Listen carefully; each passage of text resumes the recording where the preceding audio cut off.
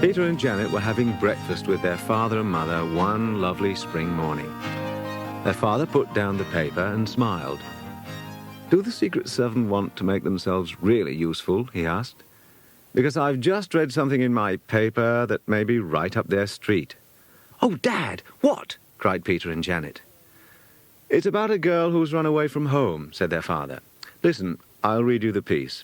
Elizabeth Mary Wilhelmina Sonning, after being accused of stealing money from the desk of her form mistress, was found to be missing from her aunt's home. She's in school uniform and school hat. It is stated that her parents are abroad and that she has a brother who is at present away in France." Peter's father looked up from the paper. "Now comes the bit that might interest you," he said. "Elizabeth was seen on the evening of that day in Belling Village, and it is thought that she might be going to her grandmother, who lives not far off." "Belling Village? That's the next village to ours," said Janet.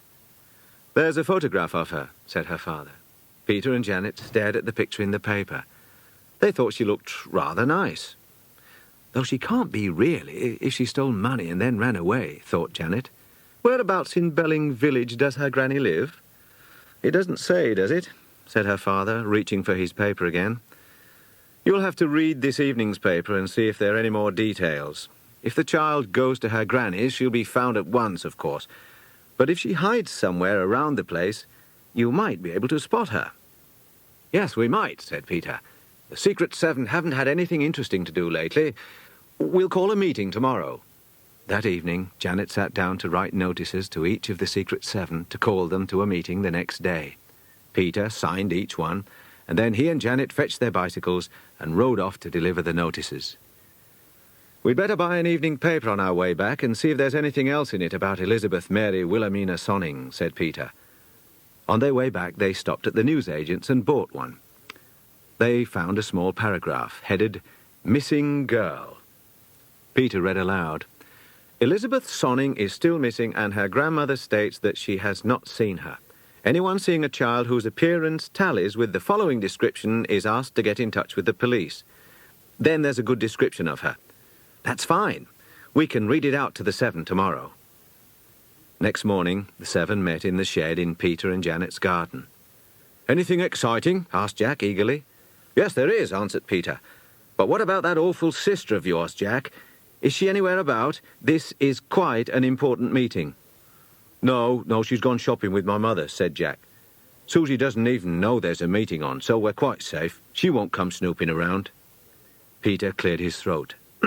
"Well now," he said, "it was my father who thought we should inquire into the matter I'm going to tell you about, so you can see it's quite important.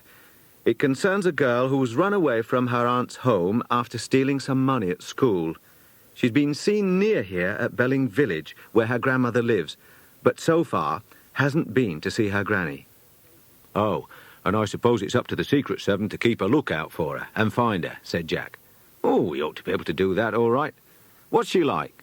And what are your plans, Peter?" Peter explained everything clearly. "The girl's name is Elizabeth Mary Wilhelmina Sonning," he said. "Her parents live abroad, and she is a weekly boarder at school and spends her weekends with an aunt.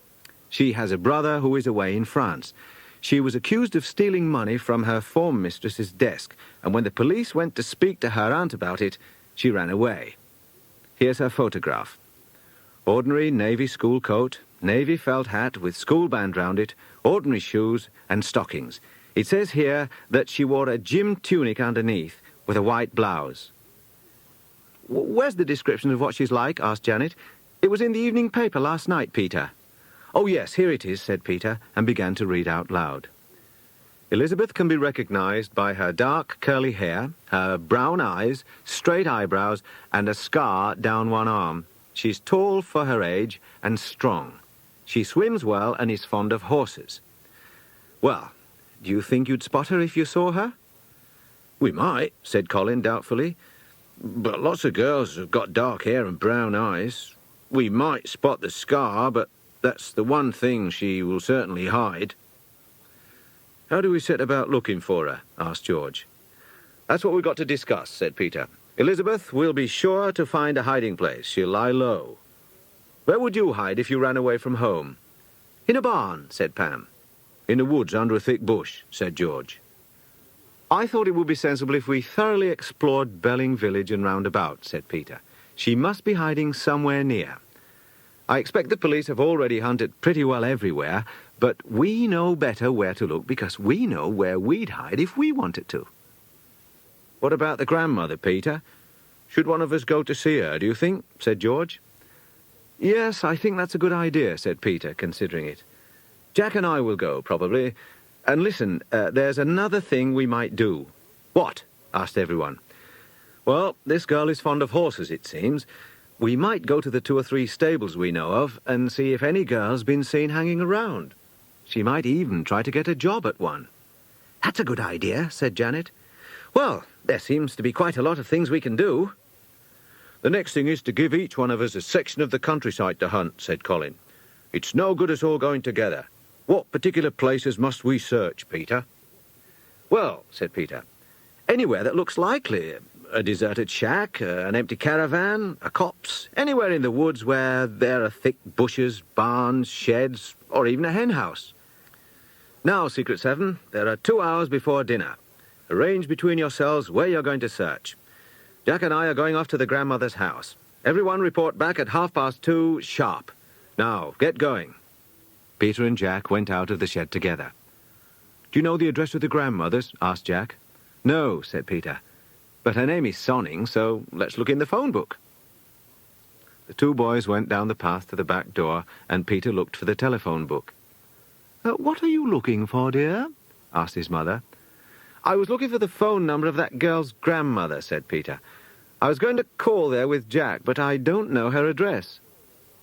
"She often runs jumble sales for Belling Women's Institute, and she wrote and asked me for some old clothes," said his mother. "Oh, what a chance for us! Can't we take some over to her and say it's from you? And maybe she'll tell us about Elizabeth." "Very well, I'll give you some jumble, and you can say I sent it by you. But if she doesn't want to say a word about Elizabeth, you're not to ask questions." "All right, we'll be quite polite, really," said Peter. "Where's the jumble?" "In those 2 boxes," said his mother. "The address is Bramble Cottage, Blackberry Lane." The 2 boys hurried off. "Wasn't that a bit of luck?" said Peter. "Come on." They rode off and soon came to Blackberry Lane. Bramble Cottage was the last house in the lane. They carried the 2 cardboard boxes up the path and rang the bell.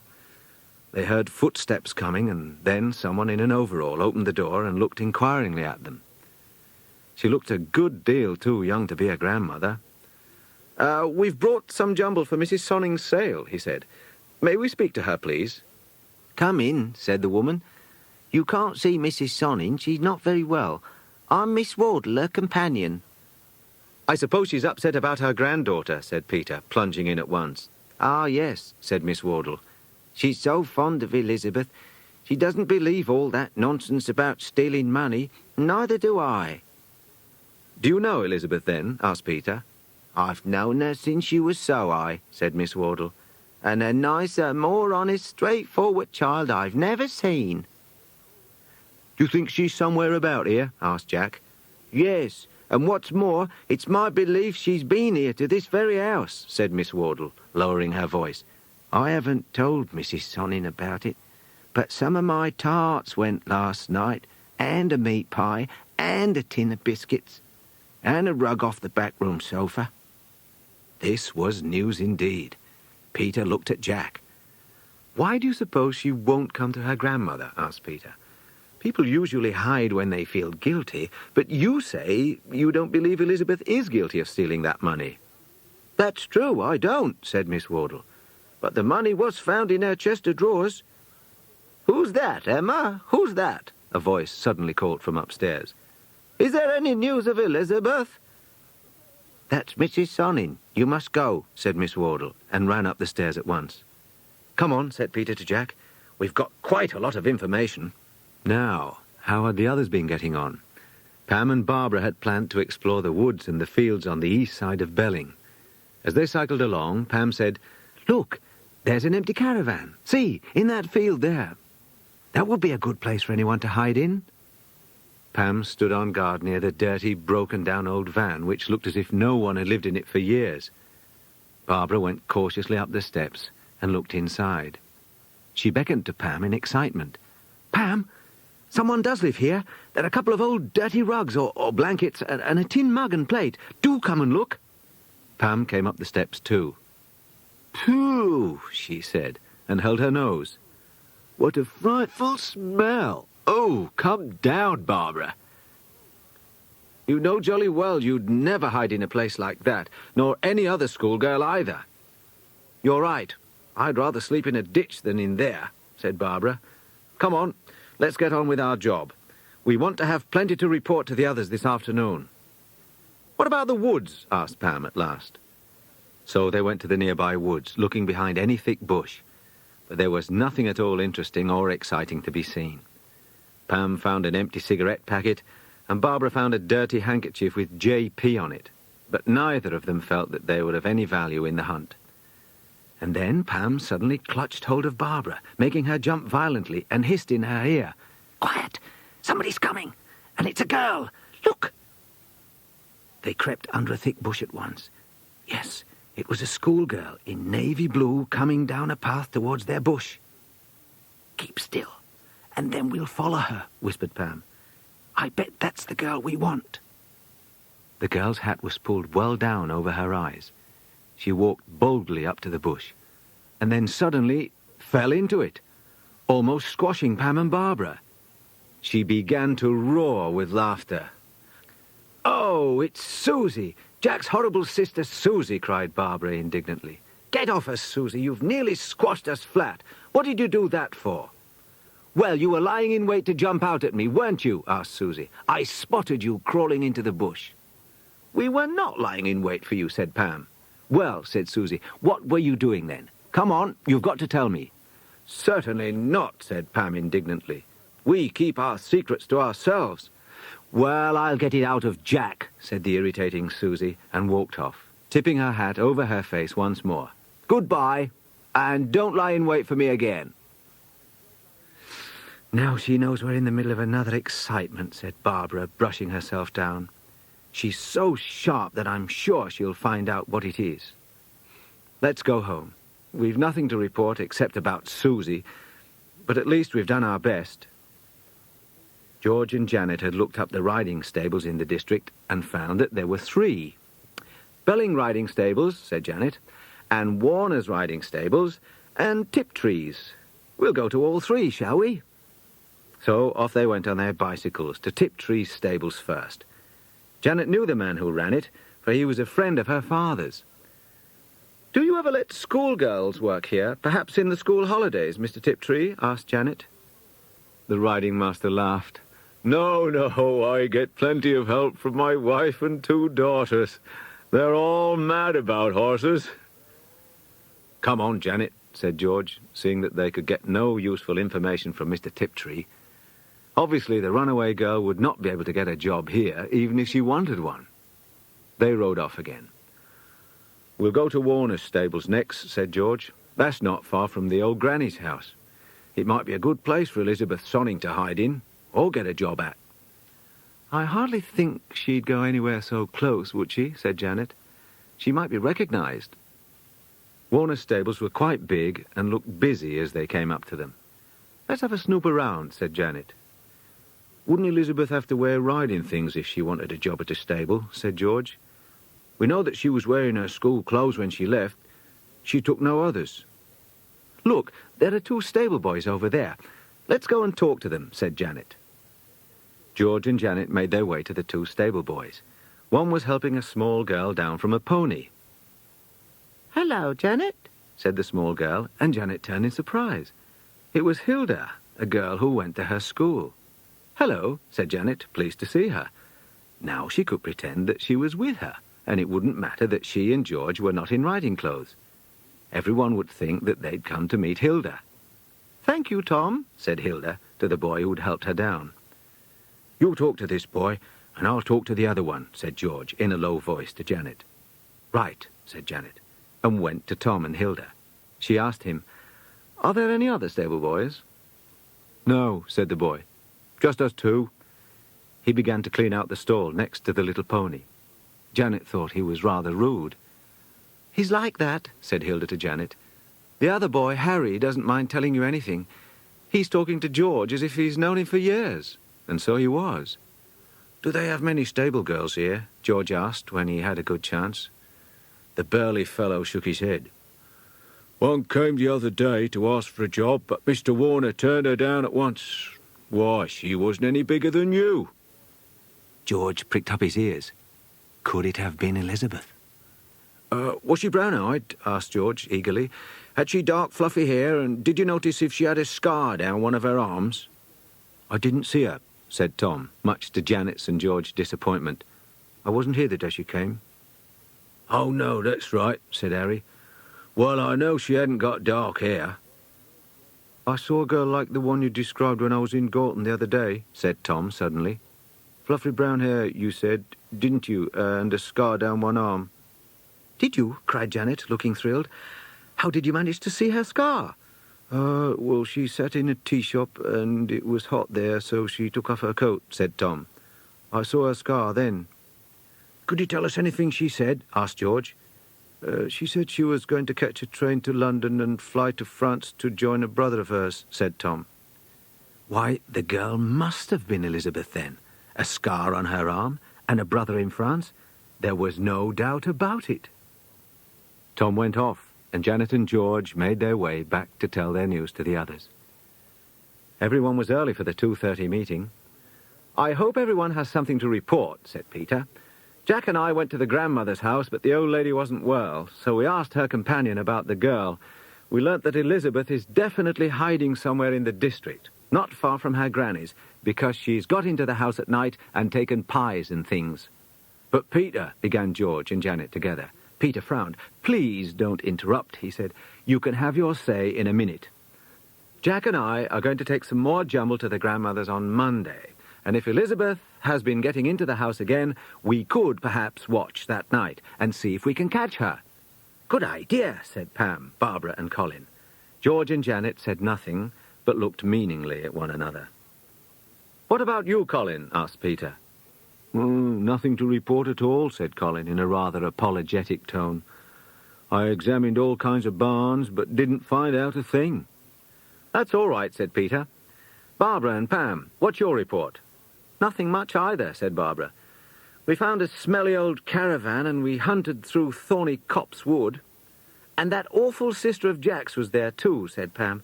"We saw her coming along, dressed in the same uniform as we wear, and we thought it might be the runaway girl, so we hid in a bush, and Susie jumped right into it on purpose."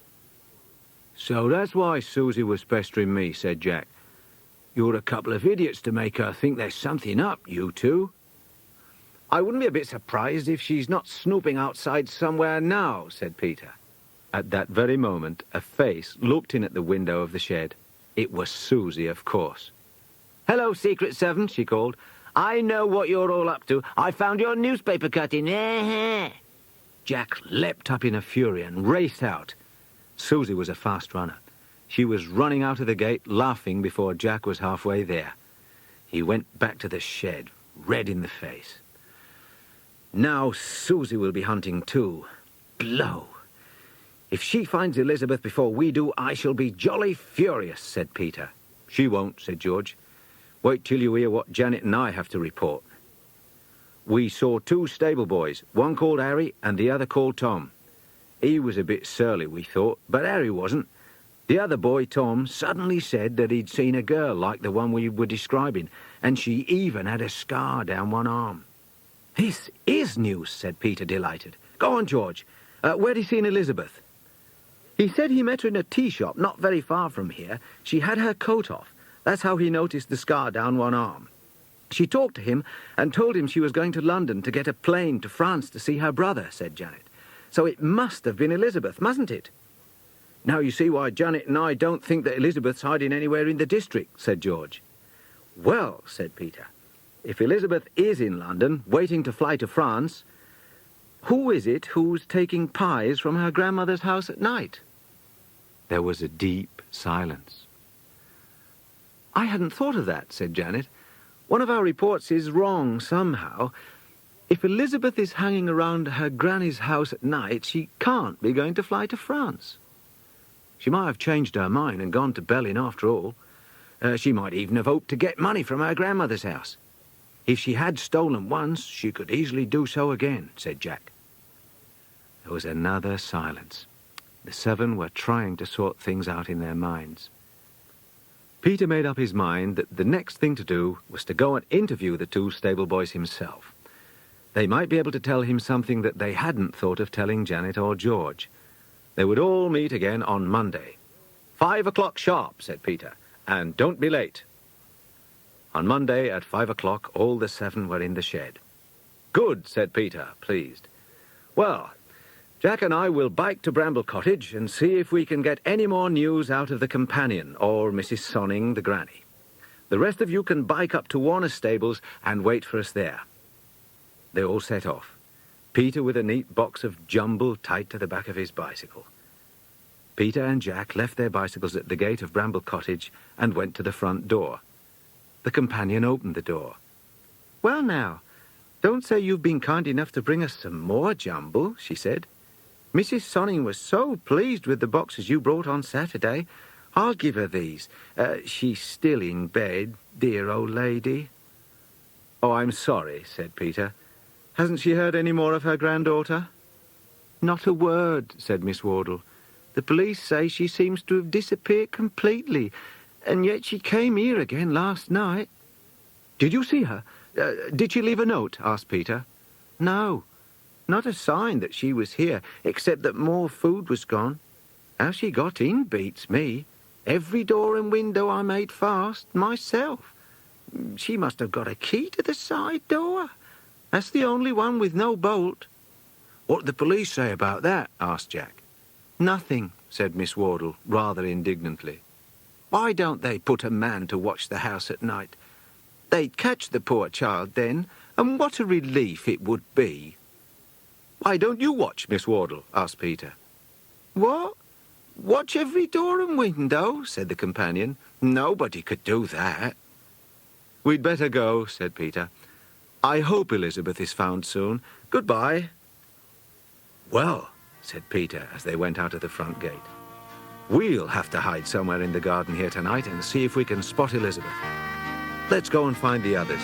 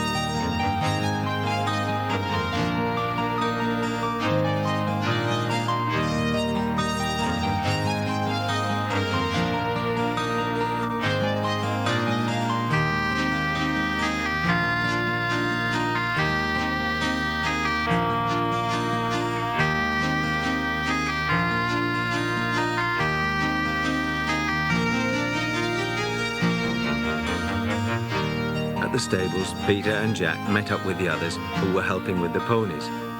Mr. Warner said we could take the ponies down to the field later on with Tom, the stable boy, said Janet. Good. We'll come too, said Peter. Tom nodded. Peter looked at him keenly. So this was the boy who actually saw Elizabeth. I say, I hear you saw that girl, Elizabeth Sonning, the other day, began Peter. That's jolly interesting. The police haven't found her yet. I reckon she's in France by now. She said she wanted to go to her brother, Tom interrupted. Well, she's not in France, said Peter. She goes each night to her granny's house and takes things. Miss Wardle told me that. Jack joined in then, and we thought we'd go and watch the house ourselves tonight, he said. We're sure we should see her getting in if she comes in the dark. Are you really going to watch tonight? Said Tom, sounding surprised. Peter nodded. He hadn't wanted Jack to tell a Secret Seven plan to the stable boy. Well, I'd like to come too, said Tom, most surprisingly. I bet I could see anyone creeping into a house at night. Peter hesitated. He wanted to say that Tom could certainly not come, but how could he prevent him if he wanted to? "All right," he said at last. "We shall be there at 10:30. Just the 4 boys." "I'll be there," said Tom, "and I suppose a policeman or 2 will as well. Well, you stick up for me if I get seen by the police, and say I'm a friend of yours, not a burglar." "All right," said Peter, wishing more than ever that Jack hadn't said so much. After they'd safely fastened in their tired ponies, the 7 with Tom walked back to the stables. Tom looked tired and spoke very little. The children said goodbye and fetched their bicycles. In the distance they saw someone with a suitcase, someone in a navy blue coat and hat, someone who looked round and then, seeming scared, ran hurriedly down the road. "Look," said Colin, pointing. "Is that Elizabeth with a suitcase? Oh, quick, let's follow!" They rode speedily along the path until they came to the road. Janet picked up something white. "A handkerchief," she said. "And look! It's got E in the corner. It was Elizabeth. Quick, let's follow." "There she is, at the corner, by that old cottage," shouted George. The whole 7 cycled as fast as they could. The figure reached the corner and vanished round it. The 7 dismounted from their bicycles and looked at one another. "Wherever has she gone?" said Janet. "There's that ruined old cottage," said Colin, pointing. "I bet she's there." Putting their bicycles beside the hedge, they ran over to the old cottage. "There's nobody here," said Pam, surprised. George gave a shout. "The girl isn't here, but her suitcase is, and it's got EMWS on it. Her initials." They looked at the little suitcase on the dirty floor. It had EMWS printed on it in black. "Elizabeth, where are you?" called Barbara. There was no reply. "That's queer," said Janet. "Why did she throw her suitcase up these stairs and then rush away? She might guess we'd find it." "I'm going to open the case," said Peter. The 7 crowded round to look inside. One small box was there, and nothing else. It was tied up with string and had "The Money" printed on it. Peter undid the string and opened the box. Inside was a smaller one, and inside that, another. He looked puzzled. He opened the 3rd box, and inside that was a card. Peter stared at it as if he couldn't believe his eyes. "What does it say?" cried Pam, trying to see. "What does it say?" Peter flung it down on the floor and stamped on it, looking very angry. "It says, 'Lots and lots of love from Susie.'" The secret 7 were very, very angry, especially Jack. "Just wait till I get home. I'll have something to say to her," he said. They left the little ruined cottage and rode away. Peter began to arrange the night's meeting with George, Jack, and Colin. "Don't you dare to let anything out to Susie about tonight," Peter warned Jack. "If you do, I'll dismiss you from the secret 7. That night, Peter, Jack, George, and Colin met together and then cycled quickly over to the grandmother's house in Belling. The cottage was in complete darkness. "2 at the back, 1 in front, you, Colin, and 1 at the side where the side door is," said Peter in a low voice. "There are no bolts there on the inside." "Oh, yes," said Jack. "I'll go and hide in the hedge beside the garden door. We shall be watching every door there is, and every window." "There's no moon. We shall have to keep our ears wide open," said Peter. A slight noise came from nearby, and then a shadow loomed up. A voice spoke. "It's me, Tom. I was waiting here, and I heard you. Where are you hiding?" They told him. "I don't think any policemen are about. I've been here for some time. I'll find a tree to climb. That one over there, near the wall. I shall have a good view from there." The 4 went to find their own hiding places. They heard Tom climbing his tree. Then there was silence. Nothing happened for a while.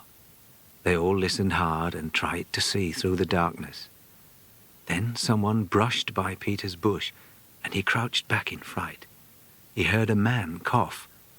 It must be a policeman. Now at least 1 policeman was in the garden. Peter's heart began to thump. Suddenly, he stared in amazement. Was that a light he saw in one of the upstairs rooms of the house? A light like that made by a torch. He could see the beam moving here and there behind the drawn curtains. Elizabeth must be there. She must have got in somehow, in spite of everyone watching. Or could it be Miss Wardle creeping about with a torch? No, surely she would switch the light on. The light in the upstairs room disappeared, and reappeared again in another room. Peter thought it was the kitchen. Perhaps the hungry runaway girl was looking for food again. The light from the torch inside the house moved here and there, then it disappeared completely. All the watchers listened and strained their eyes in the darkness. Nothing happened. For 10 whole minutes, the watchers stood silent and tense. Then a man's voice called, "Seen anyone?" Another man's voice answered, "No, not a thing. The kid must be still in the house. We'll wake Miss Wardle and search." So there were 2 policemen in the garden then. The others left their hiding places and came cautiously to find Peter. Tom slid down the tree and joined them too. "Did you see anything else, Tom?" Peter asked him. "Not a thing," said Tom. "Look, I'll slip off, I think. The police don't know me, and they might wonder what I'm doing here with you. So long." He disappeared into the night, and the 4 boys went near the front door. The door was being opened cautiously by a very scared Miss Wardle. The boys heard her say to the police, "Come in. I'm afraid I was asleep. Do you want me to go and see if anything is taken?" "Well, Miss Wardle," said one of the policemen, "we saw the light of a torch in 2 rooms. One of us would like to come in and search, please. The other will stay out here in case the girl, if it is the girl, tries to make a run for it." The policeman disappeared into the cottage with Miss Wardle, leaving the other man on guard in the garden. The 4 boys watched from the safety of the shadows. After what seemed like a very long time, they heard voices. "Nothing to report, Will," said the policeman to the man on guard. "Nobody's in the house. Miss Wardle even went into the old lady's room to make sure the girl hadn't crept in there." "Well, nobody's come out of the house," said Will. "Has anything been taken?" "Yeah, more food, nothing else," said the first policeman. "Queer, isn't it? How could anyone have got in under our very eyes and ears? Well, her brother's coming over to this country tomorrow. Not that he can do much if we can't." The police departed. The front door shut. "What do you make of it, Peter?" whispered Jack. "I can't understand it," said Peter. "I mean, there were us 4 and 2 policemen and Tom, and yet not one of us saw Elizabeth." "And yet she must have come in here into this garden," said Jack. "Come on, let's go home and sleep on it," said Peter. The 4 boys belonging to the Secret 7 overslept the next morning. Their next meeting was not very thrilling. After such high hopes of something really exciting happening the night before, everyone felt flat. "The policeman hunted all through the cottage last night without finding Elizabeth," said Peter. It's a small place, no cellars, no attics. We did hear one thing, though. The brother who's in France is arriving in this country today." "Well, why don't you go and see him?" said Pam. "You could tell him what you know, about Tom, for instance." Suddenly there was an unexpected knock at the shed door. "What's that?" said Peter. "If it's Susie, I'll have a few sharp words to say to her about playing that trick on us with the suitcase." It was Susie. She stood grinning at the door when Peter opened it. "Let me in. I know where Elizabeth is and what she's doing. You do not!" yelled a furious Peter. "Jack, pull her by the hair all the way home. Pam, Barbara, Janet, get hold of her frock and pull too. Come on!" And, for once, Susie was taken by surprise and found herself being dragged to the gate. And not very gently either. "All right," she yelled, kicking and hitting out as vigorously as she could. "I shan't tell you my clues." She disappeared up the lane, and the 7 went back to the shed, feeling better for the excitement. "How does Susie know anything? Have you been talking or something, Jack?" asked Peter. "No," said Jack, still angry. "Blow, Susie! You don't think she really does know something, do you?" "How can she?" said Peter. "Anyway, our plans now are what matter. Jack and I will go and see Elizabeth's brother if he's arrived at the grandmother's. He'll be sure to go there. Come on, Jack. I'm fed up with this meeting. Let's go. Peter and Jack arrived at Bramble Cottage on their bicycles. 3 people were sitting in the little garden. One was Miss Wardle, one was an old lady, obviously the grandmother, and one was a youth of about 18, looking very worried. Miss Wardle recognized them at once. "Oh," she said to the old lady beside her, "those are the 2 nice boys who brought all that jumble." Peter and Jack walked over. Good evening," said Peter. "I do hope you have news of your granddaughter, Mrs. Sonning." "No, we haven't," said the old lady. "This is my grandson, Charles, her brother. He's come over from France to see if he can help." "We met a boy the other day who saw her near here," said Peter. "What?" said the boy Charles. "Someone actually saw her? Who was this boy?" "One of the stable boys at Warner's stables," said Peter. "He said Elizabeth told him she was going to France to see you." "But she didn't know where I was in France," said Charles. "Even the police only got in touch with me with great difficulty." "Well," said Peter, "that's what Tom said she told him." "I'll go and see him," said Charles, and got up. But just then the telephone bell rang. "Answer it, Charles, there's a dear," said old Mrs. Sonning, and the boy went indoors. Peter and Jack were immensely surprised to see him come running out again at top speed. "Granny, it was Elizabeth's headmistress. All that upset about the stolen money's cleared up," said Charles. "It wasn't Elizabeth who took it, of course. The girl who stole it got frightened when the papers kept reporting that Elizabeth hasn't been found, and she suddenly owned up. I expect she thought she might have to go to prison or something. Poor child. But now she can come back with her name cleared," said Mrs. Sonning. "Yes, but are we going to let her know that everything's all right?" asked Miss Wardle. "We don't even know where the child is." "Well, the first thing to do is for me to go up and see this stable boy who met Elizabeth," said Charles, getting up. "Will you take me up to him, you 2 boys?" "Yes," said Peter and Jack, who'd been listening to the conversation with much interest. "We'll take you now. I say, we're glad everything's cleared up." Peter, Jack and Charles went up the hill to Warner's stables. They liked Charles. He reminded them of someone, but they couldn't think who it was. "Where's Tom?" Peter called to Harry when they came to the stables. He was saddling a horse. "Somewhere about," he shouted back. "Over there, I think." Charles went with Jack, and Peter looked into the stables. At the far end he saw Tom, cleaning out one of the stalls. "Hey, Tom," called Peter. "There's someone wants to see you." "Who?" shouted back Tom. "You remember meeting that girl Elizabeth?" said Peter. "Well, it's her brother, Charles. He's come over from France. He's so upset and—" He stopped. Tom suddenly flung down his rake and shot past him at top speed. He tore out of the door, and Peter stared in surprise. Peter called to Jack and Charles. "Did you see Tom? He tore out of here just now. Goodness knows why." "We saw someone racing off," said Jack. Harry, the other stable boy, came up. "Don't take any notice of Tom," he said. "He's a bit odd." "But where did he go?" said Peter. "Do you know where he lives?" Since Harry didn't know where Tom lived, Jack and Peter gave it up. "Sorry," they said to Charles, and Peter added, "We could come here again tomorrow if you like. Not that Tom can really tell you anything of importance. He may even have made it all up about meeting Elizabeth. He may have read about her in the papers and just invented the whole meeting.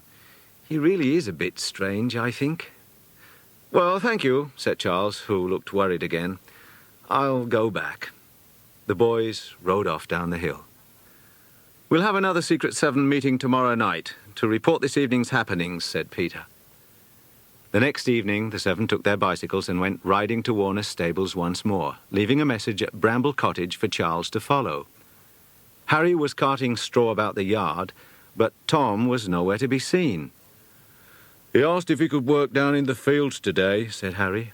"Not in the stables. He's a bit touchy today, is old Tom." "If someone called Charles comes along, tell him where we are," said Peter. They rode down to the fields and saw Tom in the distance. They shouted to him. He stopped and looked hard at them all. Then he came cantering over. "Sorry, I'm busy," he said. "Is there anything you want?" "Yes," said Peter. I want to ask you a question. Do you know where Elizabeth Sonning is hiding?" A frightened look came into Tom's face. "Why should I know that?" he said.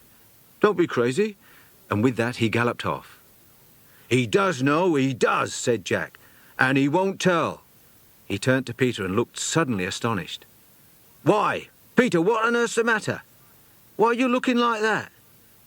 Peter did indeed look queer, astonished, bewildered, as if someone had knocked him on the head. "Peter, what is it?" "Gosh, of course he knows where Elizabeth is," said Peter. "Nobody in the world knows better where Elizabeth hides out." They all thought Peter had gone mad. What in the world did he mean? Then Peter did something very surprising. He lifted his bicycle over the gate into the field, mounted it, and rode over the grass after Tom, who was still cantering along on the pony. The seven stared open-mouthed. Peter had gone off his head. Now he was shouting at the top of his voice. "Come here, you fathead! Everything's all right, Elizabeth!" "Mad," said Jack. They all stood and watched, really amazed. Now Peter was cycling quite near to Tom and was still shouting. "Everything's all right, I tell you. A girl's confessed she took the money. Everyone knows it wasn't you." Peter was out of breath, but he still talked. "You're Elizabeth. I know you are. I knew your brother reminded me of someone. You are Elizabeth, aren't you?" Tears began to fall down the girl's face. "Yes, I am Elizabeth Sonning. Oh, is it true? Nobody will think me a thief anymore?" "Nobody," said Peter. "My word, you're a plucky kid, aren't you? Getting a job as a stable boy? Where did you hide at night?" Elizabeth looked straight past him. "Oh, there's Charles," she said. The two hugged one another tightly. The seven went over to them. What a surprising ending to the problem they'd been puzzling over for so long. "Well, you monkey," said Charles. "What have you got to say for yourself, bringing me over from France like this, having everyone hunting for you? Where have you been hiding?" "Oh, Charles, I'll answer all your questions," said Elizabeth. "But let's go to Granny's. I do want to tell her everything's all right." "Come on then," said Charles, putting his arm around his sister. He turned to the seven. "You kids can come too," he said. "We've a lot to thank you for." They all went out of the field and took the path that led down to Bramble Cottage. The seven were very thrilled to be in at the finish. Miss Wardle went indoors and brought out biscuits and lemonade for everyone. "You poor child," said Mrs. Sonning. "Bless you. I knew you weren't the thief." "Why did you tell us that you had met yourself and all that?" asked Peter, puzzled. "Only to put you off the scent," said Elizabeth.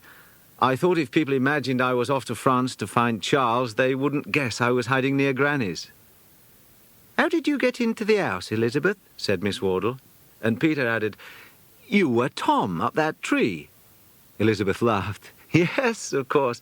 That tree was a branch that goes to the bathroom window, and I know how to open the window from the outside and slip in.